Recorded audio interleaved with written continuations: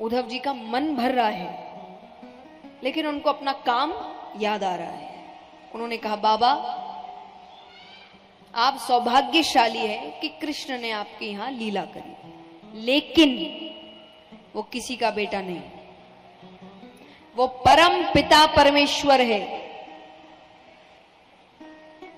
नंद बाबा कहे, मैंने तो तुमको कोई समझदार बालक समझा था, तुम तो बड़े साधारण से बालक निकले। क्या कहा? किसी का बेटा नहीं, वो भगवान है। अरे भगवान के एक लक्षण नहीं है उसमें। भगवान सबका पेट भरते हैं, अन्न का भंडार है। जिसके खुद के पास अन्न का भंडार है वो भूख से तड़प सकता है। मैंने कन्हैया को भूख से बिलखते हुए देखा है। जब तक यशोदा उसको खाना नहीं खिलाती थी वो रोता रहता। तुम कहते हो भगवान है, भगवान कहते सत्य की राह पर चलो। मेरा बेटा बात बात पर झूठ बोलता है, चोरी करता है। तुम कहते हो वो भगवान है।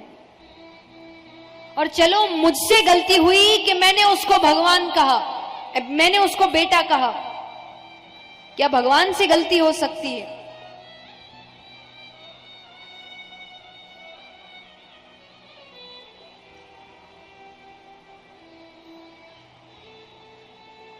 नंद बाबा कहे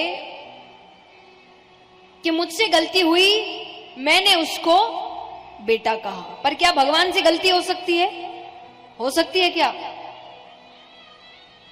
नंद बाबा कहे, उसने मुझे बाबा कहा है,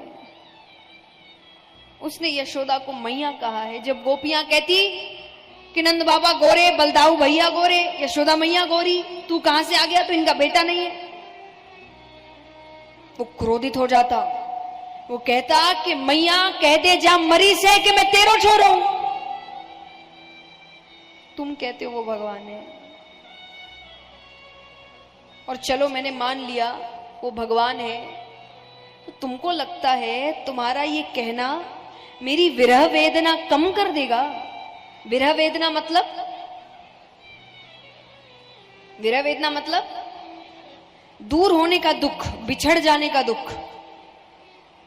तो वो कहे कि तुमको लगता है तुम्हारा ये कह देना कि वो भगवान है मेरी विरह वेदना कम कर देगा? अरे आज तक तो मैं सोच रहा था कि मेरे बेटे ने मुझे छोड़ दिया। बहुतों के छोड़ देते हैं,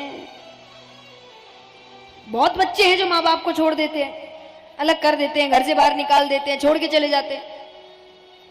तो नंद बाबा कहे, मैं अभी तक सोच रहा था मेरे बेटे ने मुझे छोड़ दिया, बहुतों के छोड़ देते हैं, लेकिन भगवान तो है,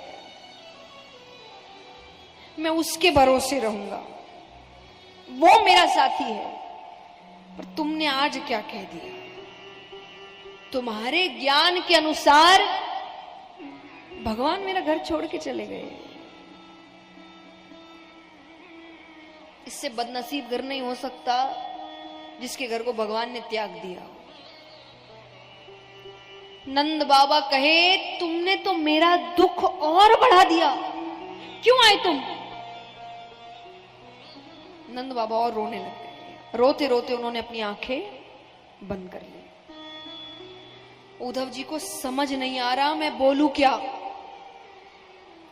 वो वहां से चुपचाप चले गए।